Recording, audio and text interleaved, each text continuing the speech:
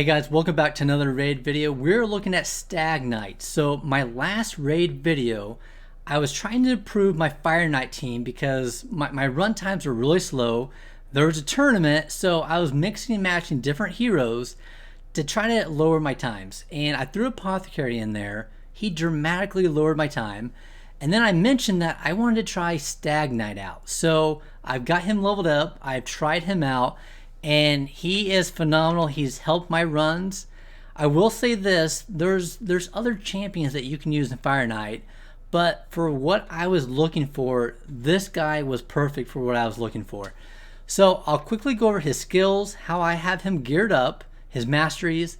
We'll go through one run of the Fire Knight just so you can see him in action. And I'll also talk about, how else you can build him, because this isn't the only way that you can build him. And it's probably really not ideal for a lot of people to build him this way, just because he doesn't have a lot of survivability. He has pretty good damage.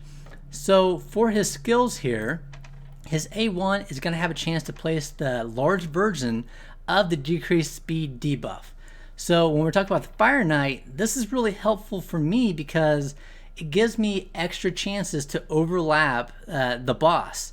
And that way, my whole strategy here is to overlap the boss, keep his turn meter down, never let him get a turn, and this debuff right here really helps me out.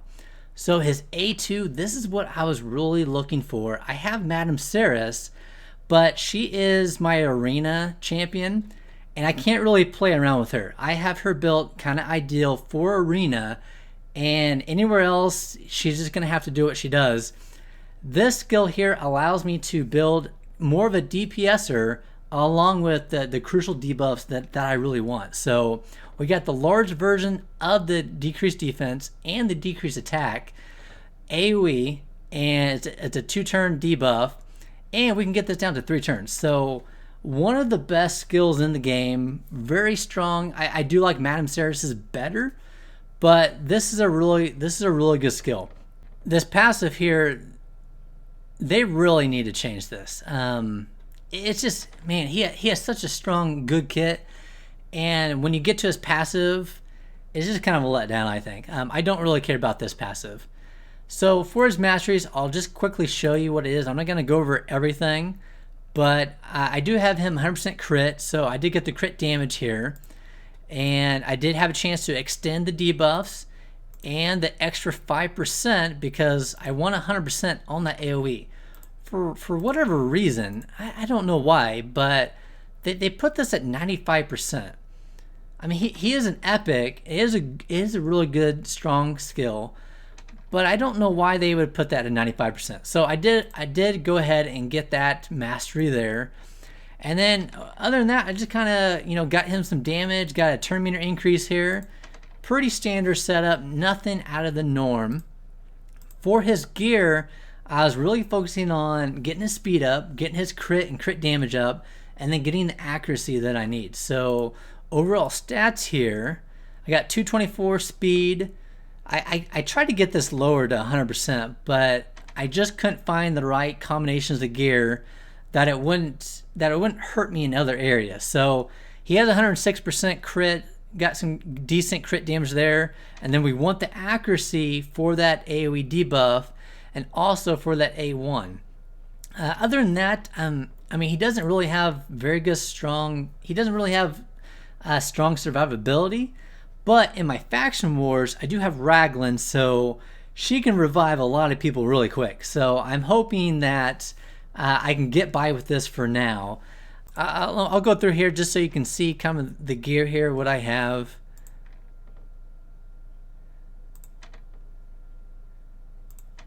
Went crit damage there, attack percentage, and speed. So if you didn't want to go the DPS route, you probably want him to have a lot of survivability with a lot of accuracy. That way, he puts on the crucial debuffs, he can stay alive, and you probably still want him a decent speed as well. So, okay, so let's go ahead and just let's do one run here and see how it was. So just to give you guys kind of a background of where I was coming from. So before I started playing around with some of these teams, last week, my best time was, I think, 5 minutes and 30 seconds, around there, like 5.5 minutes. With Apothecary, and then with Apothecary, I could get it down to about 3.5 minutes. And then with Stag Knight, I was able to get 2.5 minutes. So dramatically improved my times on these. I'll have to test them out on Faction Wars just see how well he does when I get higher in those stages. But for now, I'll keep him where he is because Raglan can probably revive him.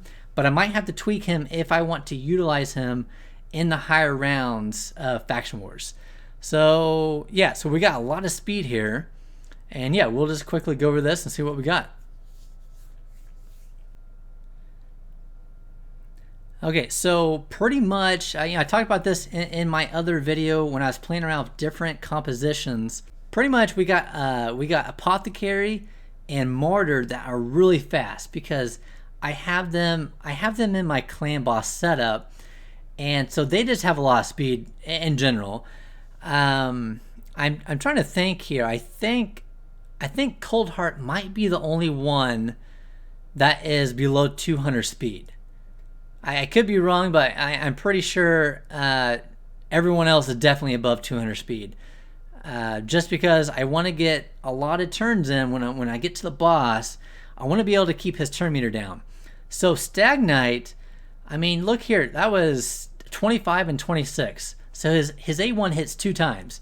So that was 25,000, 26,000. Pretty strong hits there, considering the only thing I was really looking for with him was that AoE debuff.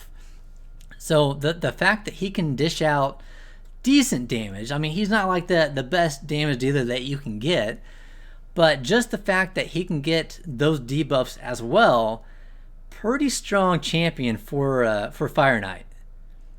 I'm really happy with him. I'm glad I built him up. You know, I forgot to mention, on his stats, his attack is really low. I mean, just for an attack champion, I guess maybe he is a support champion, but his skills are based on attack. His attack is like in the 800s. For an epic champion, I mean, that's like uncommon level or something. That is really low. I'm surprised how low it is. So we got the debuffs on there. Hopefully we'll get the speed debuff. There it is right there. And then after that, I mean, this guy's not going to have a chance to really get a hit in. We'll have to see. We're running a little slow on time here. So we're not going to get 2.5 minutes. There's no way we're going to get 2.5 minutes unless Cold Heart gets a really big hit in, which I don't think she is. Yeah, she probably has one big hit coming up, but I don't think that's going to do it for a 2.5 minute run. No, we missed it a little bit. But you see here, I mean, he's hitting the boss, you know, I think around 45, 50,000 overall between the two hits. So he does pretty good damage. You see there, Cold Heart has 1 million.